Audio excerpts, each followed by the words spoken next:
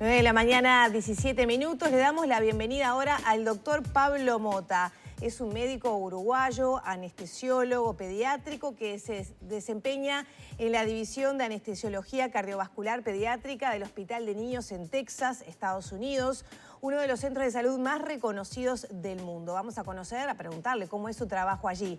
Pero el doctor Mota también es director médico adjunto del Programa Internacional de Children's Heart Center en Texas y profesor asociado de anestesia de la Universidad de la República. Por estos días anda por aquí presentando este libro que tengo aquí. Bienvenido, ¿cómo le va, doctor? Bueno, muchas gracias por tenerme por aquí. Un placer conocerlo y bueno, conocer un poco más de su trabajo. Primero que nada, hablemos del libro que lo ha traído a Uruguay. Es una coautoría y que está, bueno, que tiene que ver sobre todo con información científica y médica para quienes se están formando. Exactamente. El coautor es Federico Cristiani, que es un médico uruguayo, profesor de la UDELAR también. Hace varios años que vengo trabajando con Federico, remotamente vía Houston y personalmente cuando vengo a Uruguay. Y pre-COVID surgió la idea de hacer este libro. Gracias al COVID y la distancia y el uso de las plataformas, pudimos poner en contacto médicos uruguayos con médicos de Latinoamérica, España y médicos latinoamericanos radicados en Estados Unidos. En total, estamos en Uruguay a propósito de la anestesiología pediátrica. Bueno, es una especialidad que se está desarrollando en todo el mundo. En Estados Unidos se volvió especialidad con un examen particular de anestesia pediátrica en el 2003. En Uruguay se está desarrollando una idea de crear una diplomatura, pero yo no estoy en ese tema, pero sé que están interesados en hacer un desarrollo de la subespecialidad de anestesia pediátrica. ¿Qué tan importante es y cómo se marcan las diferencias en cada uno de los procedimientos que se deben realizar en niños? Bueno, hay dos cosas que son fundamentales para entender. Primero, un niño no es un adulto, en especial en los primeros 2 años de vida. Un neonato de 0 a 30 días tiene casi un 80% de su cuerpo es agua. En un adulto 60%. Casi no tienen grasa. O sea, son completamente, desde el punto de vista fisiológico y farmacológico, diferentes. Y las medicaciones reaccionan completamente distintas en un neonato. En un lactante, de 0 a 12 meses, es algo intermedio. Ya después, en la adolescencia, es prácticamente casi un adulto. Pero es diferente. Por algo tenemos la pediatría y la medicina interna. Claro. Los médicos internistas no ven niños, los pediatras no ven adultos. Siempre que vemos a un profesional destacado uruguayo, ¿no? Y sobre todo una disciplina tan compleja, tan difícil, por lo menos para simples mortales como nosotras, bueno, nos preguntamos también por la historia humana, ¿no? Cómo fue en su carrera llegar a Estados Unidos, hacerse su lugar allí, en un lugar muy importante y además, bueno, enseguida también queremos hablar de la historia de Valentín, que usted fue una pieza clave, este caso que fue muy conocido en Uruguay. Pero bueno, ¿cómo llega este doctor uruguayo a esa zona del mundo? Bueno, yo, gracias a Dios, mis padres me dieron educación bilingüe, lo cual eso facilita la posibilidad de estudiar en el extranjero. Después hice la Facultad de Medicina, como cualquier uruguayo. Ya sobre el fin de la carrera yo tenía interés de ir a especializarme a Estados Unidos, a Inglaterra, en algún lado, y ya empecé a estudiar la carrera en inglés, o sea, estudiar los libros en inglés, cosa de terminar. Hice la residencia aquí en Uruguay mientras preparaba la residencia para entrar en Estados Unidos. Fui residente del Hospital Maciel, fui interno del Hospital de Clínicas del Pereira, como cualquier uruguayo, ¿no? Y después, al dar esas pruebas, pude acceder a una plaza en la Cleveland Clinic, que es un lugar famoso, es el centro número 1 de corazón, fue donde René Favaloro desarrolló el bypass coronario en 1967, uno de los primeros lugares de trasplante, asistencia ventricular. Y a partir del 2008, yo me mudé a Houston. Yo hacía anestesia cardiovascular adultos y niños en Cleveland, pero me dediqué exclusivamente a la parte de niños a partir del 2008, que me mudé al Texas Children's Hospital de Niños de Texas. Ahora, ¿cómo llega Valentín a, bueno, no voy a decir a tu consultorio, porque sí, hay una suerte de relación, ¿no?, entre lo que es la Fundación Corazoncitos, algunos médicos especialistas y cardiólogos pediátricos en nuestro país, pero ¿cómo se empieza a gestar ese nexo y sobre todo cómo fue ese proceso? Valentín, hablamos aquel pequeño que ya desde que estaba en la panza de su mamá se detectó alguna irregularidad y bueno, era necesario que naciera además en Estados Unidos. Seguimos muy de cerquita esa historia y hoy ayer justamente lo vi en unas fotos enormes, ya con unos rulos rubios divino y lleno de vida. Además, para esos padres es el agradecimiento eterno a la cantidad de personas que colaboraron para recaudar esos fondos, pero además al personal de la salud y usted es uno de ellos porque me lo hicieron saber así a la producción. Bueno, si le tuviera que resumir, es por una locura de Roberto Canessa. Tal cual. Me lo encontré en un casamiento en diciembre, acá en Montevideo, el casamiento de un primo de él, un íntimo amigo mío, y me dice, te tengo que mandar un paciente con las características de Valentín, que tiene una sola cavidad, o sea, es lo que nosotros llamamos un ventrículo único, y a esa vez tenía una insuficiencia valvular, lo que lo pone en un riesgo elevadísimo. Y la única manera de hacer una cirugía exitosa era un centro de mucho volumen como el nuestro. Allí estamos viendo ya imágenes de Valentín. Ah, ahí está Valentín. A lo largo del tiempo, cómo ha ido creciendo. Divino. Bueno, y entonces yo no entendía, una vez que estos niños en la madre están muy estables, una vez que nacen se vuelven muy inestables, requieren mucha medicación. Y ella lo tenía todo planeado. La idea era que Cecilia fuera a tener el parto en Houston y la cirugía se necesita alrededor de la semana de vida. Una vez que se estabiliza, no es inmediato al nacer, que hay algunos pacientes que requieren cirugía al nacer, pero esto es en los primeros 10 días de vida. Y eso fue así, entonces yo le dijo, bueno, sí, vamos, empezamos a coordinarlas y da la casualidad, bueno, me comunico con Cecilia, le digo, estoy en Uruguay, apenas llegue a Houston, le doy seguimiento a tus papeles, así coordinamos todo. El día que me estoy yendo de aquí, voy a la misa de la barra y está Cecilia y Fabi recaudando fondos para Valentín. Para poder viajar. Para poder viajar, ¿no? Y un momento emocional para todos. Yo me arrimo al final de la misa y le digo, yo soy el doctor Mota. Ella no lo podía creer. Y bueno, de ahí yo le hice la anestesia en su primera cirugía y le dimos seguimiento durante los 6 meses. Estuvieron de ahí hasta septiembre. Es más, ayer yo estuve con Fabián y ayer hace 2 años que volvieron. Qué impresionante, algo que prácticamente no tenía chances a, bueno, una vida que vemos un niño sano prácticamente, ¿no? Como corolario les puedo decir que en los primeros momentos estuvo muy inestable y requirió circulación extracorpórea, que es una máquina que ayuda al corazón y a los pulmones a funcionar, porque si bien la cirugía fue exitosa, el corazón de un niño de 8 días es como una frutilla, ¿no? Claro. Es pequeñito. Cuando lo ve así, ¿qué siente? Es un milagro, ¿no? Milagro ayudado por personas que dedican su vida a estudiar y a hacer la medicina a la gente. Que para eso estamos todos los días levantándonos a las 5 de la mañana para ir al hospital y trabajar, ¿no? Es lo que nos reconforta. Doctor, ¿cómo es trabajar en anestesia? Usted hablaba de las particularidades de los niños, sobre todo los más pequeñitos, justamente cuando se trata de afecciones cardiológicas, ¿no? Porque el corazón y la anestesia tienen una vinculación directa. Es un riesgo, por ejemplo, en los adultos, cuando un adulto tiene un problema cardíaco, una intervención por la anestesia, ¿verdad? Aunque sea de otra cosa. ¿Cómo es en los niños que justamente tienen problemas cardíacos trabajar en la anestesia? Es riesgoso, es riesgoso. Por ejemplo, los niños sin problema de corazón, los problemas que se les generan anestesia son más del tipo respiratorios. El laringoespasmo, que las cuerdas vocales se junten al despertar y causan problemas respiratorios. En los niños con problemas de corazón, lo más frecuente es que haya depresión de la función cardíaca con los anestésicos, por lo cual hay que estar con mucho cuidado en no darle demasiada anestesia, en términos simples, y tener medicaciones disponibles para subir, bajar la presión y ayudar la función del corazón. Eso lleva una planificación, ¿no? Y además estamos hablando de niños que pueden llegar a pesar menos de 2 kilos, no sé. Sí, le diría que hoy por hoy hemos hecho, por ejemplo, en Texas Chile tenemos reportado una transposición de grandes vasos, es cuando las arterias están cambiadas en 800 gramos. O sea que hoy por hoy atendemos pacientes de gramos, ligaduras de ductos arteriosos, otras enfermedades neonatales. Requiere mucha planificación, mucho equipamiento y mucho entrenamiento. O sea, no es lo mismo intubar un lactante de 1 kilo que uno de 3 kilos o un adulto, ¿no? Hay diferencias en cuanto... Yo siempre digo a los residentes, intubar un lactante es solo técnica. No hay que hacer nada de fuerza, porque haciendo un poquito de fuerza ya se desgarra tejido, sangra. No es para cualquiera tampoco, ¿no?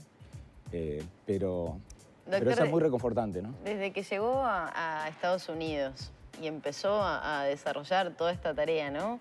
¿Cómo ha ido cambiando a lo largo de estos años la medicina, sobre todo en ese sentido, a nivel pediátrico, a nivel cardiológico? Sí, por ejemplo, una de las cosas que no usábamos en su momento y se empezó a usar, existía el ultrasonido, ¿no? El ultrasonido para el sexo vascular, para los bloqueos. Hoy por hoy, hacer una epidural, una caudal en un niño, hacer un bloqueo nervioso, hoy es muchísimo más seguro que lo era antes. Porque ahora con ultrasonido se pueden ver los nervios, lo mismo para una canulación de vena. Imaginen un lactante o un niño de 7 meses, cuando ya están más gorditos, que pesan 8 o 9 kilos, encontrar vena. Claro. Antes era una multipunción. Claro. Ahora con el ultrasonido uno identifica el vaso, canula, y antes una inducción que podía llevar 45 minutos, ahora llega 10. Evitando toda la toxicidad con anestésicos. O sea que hoy por hoy, ejercer la anestesia pediátrica sin ultrasonido disponible, para mí es prácticamente malpraxis. ¿Y qué tan lejos estamos a nivel país, ¿no? En Uruguay, de toda esa realidad? Y yo creo que no estamos tan lejos. El sábado hicimos el lanzamiento del libro, teníamos un anfiteatro lleno y teníamos más de 100 conexiones por Zoom. El interés está. Teníamos participantes de los speakers de ese día, estaba el doctor Cristian y yo de presencia, teníamos la doctora Hernández, que es una médica uruguaya que está en Boston Children, se especializó en anestesia pediátrica, está haciendo una subespecialidad en dolor pediátrico. Y después teníamos participando una doctora, mi mentora, de Texas Children, que es puertorriqueña, y la doctora Ruiz del Marañón. Y este libro es un proceso colaborativo. Yo creo que tenemos y tuvimos conexiones de Perú, de México, de Argentina. Ya tenemos, el libro sale en formato electrónico, ya tenemos solicitudes de compra. Yo creo que estamos lejos, pero no estamos tan lejos. Falta tecnología, por ejemplo, usted hablaba del ultrasonido, etcétera. Falta tecnología en Uruguay para el ultrasonido está disponible acá. Es más, el capítulo lo escribió Cristian y Federico, que es un experto en anestesia regional y dolor. Por ejemplo, lo que acá en Uruguay se está implementando es el tema de lo que decía la circulación extracorpórea, el ECMO. Que el equipo está disponible, pero una cosa es tener la máquina y después está el material humano, como decíamos, todos los recursos humanos. Para tener un servicio de ECMO necesitamos un cirujano que canule, necesitamos un perfusionista que maneje la máquina, necesitamos un anestesista y un intensivista que ceden al paciente, que lo transfundan. O sea, en estos, yo trabajando en Texas Children o en Cleveland Clinic, esto no es el mérito de uno. Obviamente que se necesita un cirujano muy destacado para cualquier programa de cirugía cardíaca, pero se necesita un número innumerable de gente. Tener un banco de sangre disponible 24 horas es un esfuerzo grande, ¿no? Pero pienso que al día de hoy, como el caso de Valentín y tantos otros, tienen que ir a hacer ese tipo de intervenciones, esas operaciones a Estados Unidos o algún otro país. Por eso pensaba cómo es la realidad de nuestro país, si en realidad es falta de tecnología, falta de capacitación en recursos humanos, yo o creo es un que poquito de todo. El problema más grande que tiene Uruguay es la falta de población. Y enfermedades complejas son raras. Claro. Y entonces acá los médicos no tienen exposición suficiente a esas patologías que son raras. Por ponerles un ejemplo, el hospital que yo trabajo, operamos más o menos 1000 niños de corazón por año. Y acá se operan un poco menos de 200. Entonces, la casuística es inferior para todo, digamos. Claro, digo, pero hay cosas que son más comunes, que la curva de aprendizaje es más fácil, ¿no? No es lo mismo cerrar un agujero entre las aurículas que reparar un ventrículo único, ¿no? Es un nivel de complejidad y es más difícil adquirir la destreza, ¿no? Doctor, no quisiera terminar esta entrevista sin hablar del programa que están llevando a cabo en Bolivia, de su vínculo también con la Fundación Corazoncitos, que por allí también hay un nexo. ¿Qué trabajo se está haciendo primero con la Fundación? Corazón a corazón, ¿no? Sí, nosotros... es una misión que se generó en el año 2006, yo participo del 2012, que es un equipo de Texas Children y algunos médicos que estuvieron en Texas Children, que ahora ya no están más, pero siguen colaborando. Y es un plan de hacer cirugía y hemodinamias en Bolivia, en Santa Cruz. Nos hospeda la clínica INCOR y tenemos selección por un cardiólogo local, basado en gente que deriva del Rotary. Son obviamente niños sin ningún tipo de recursos que quedan por fuera de toda cobertura. Y vamos y operamos y le hacemos cateterismo. Este año también a iniciativa de Roberto, Corazoncitos llevó a algunos médicos a Texas Children pre-COVID, en la época que justo estaba Valentín. Y bueno, después con el COVID todo eso se canceló, recién ahora se está reiniciando. Y una idea Roberto dijo, ¿por qué no llevo a un grupo de Corazoncitos a colaborar con ustedes, a aprender? Y bueno, la verdad que fue una experiencia muy importante para todos, ¿no? Nosotros por la ayuda que recibimos de los médicos uruguayos por relacionarse con los médicos americanos. Y la verdad que en realidad terminamos siendo un equipo, no era el grupo de Texas Children y el grupo de Corazoncitos. Fuimos el mismo equipo y creo que fue una experiencia muy productiva. Hicimos 12 cirugías en 6 días, o sea, 2 cirugías por día, y hicimos 14 cateterizaciones. Hicimos como 25 ecografías. Empezamos a trabajar el sábado y terminamos el jueves. ¿Esto es algo que se va a repetir, una misión que va a continuar? Lo hacemos todo la primera semana de septiembre, porque el primer lunes de septiembre en Estados Unidos es el Día de los Trabajadores. Entonces, para evitar la pérdida de un día laboral, trabajamos el fin de semana, ¿no? Para minimizar la pérdida de trabajo en Estados Unidos. Aunque los hospitales allá son generosos y nosotros uno de los beneficios que tenemos es tener unos días libres para misiones médicas y colaborar. Qué bien. Los médicos de la Universidad de la República, digamos, están a tiro cuando viajan al exterior a formarse en el mismo nivel que médicos de otros países. Yo creo que sí, Yo entrevistaba para residentes, entonces yo veo los distintos scores. En general los scores más altos de los estandarizados son de mucha gente de Asia, ¿no? Chinos, hindúes, como que le ponen mucho tiempo a la lectura. Pero a veces, la medicina es todo, ¿no? Es la lectura, es la práctica. La práctica y la inteligencia emocional. O sea que es difícil. Incluso la Facultad de Medicina de Estados Unidos ahora, algunas están dejando los test estandarizados. Porque una cosa es tener gente súper inteligente que sabe tomar buenos test, pero que no tiene un buen contacto humano. O que no tiene manualidad. Para ser cirujano tiene que tener manualidad. Es complejo elegir un buen médico. O sea, ¿cómo que un estudiante de 18 años elegirlo a él versus a otro? Todavía es un proceso que está cambiando. Qué importante eso, ¿no? Porque hasta hace un tiempo la medicina era el más inteligente, el que mejor rendía en un examen y no se tenía en cuenta todo este aspecto, ¿no? Que el paciente necesita al momento de la atención del personal médico. Exacto, sí, sí. Y es por eso ahora se involucran mucho los pacientes en las decisiones. En Cleveland Clinic, uno de los motos es patient first. Lo primero es el paciente. La asistencia médica tiene que estar centrada en el paciente. O sea, los pacientes tienen que decirnos la experiencia que tienen en un hospital, que muchas veces no es buena. Y muchas veces se puede corregir. No es tan complicado. Pero si nunca recibimos el feedback de los pacientes, de sus familias, y hoy por hoy es algo que ha cambiado, ¿no?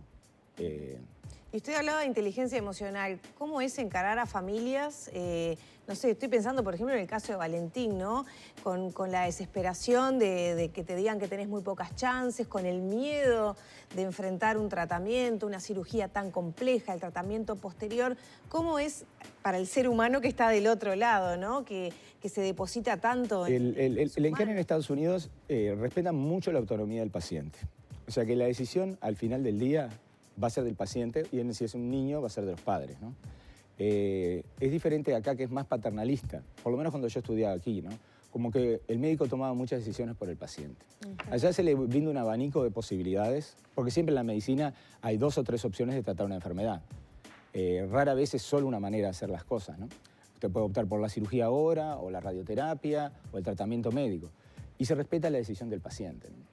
Entonces, como que ahí uno le transfiere al paciente la decisión. Claro, usted me va a decir, hay pacientes que no están educados como para tomar una decisión. Claro.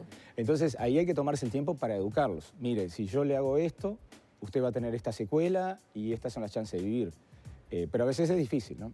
Sí. Mucha paciencia. ¿Y qué pasa con lo emocional, con digo, el ser humano que está atrás de eso, ¿no? De ver situaciones tan difíciles en otras familias, el estrés que viven, el esfuerzo que hacen para llegar a tener ese tratamiento, por ejemplo? Sí, yo lo veo, por ejemplo, los pacientes que están en lista de trasplante, que muchas veces están en un dispositivo que le ayuda al corazón a latir, que pasan semanas esperando un corazón en el hospital y los padres están ahí día y noche. Lo que yo siento es una admiración muy grande por las madres, la abnegación, el cuidado.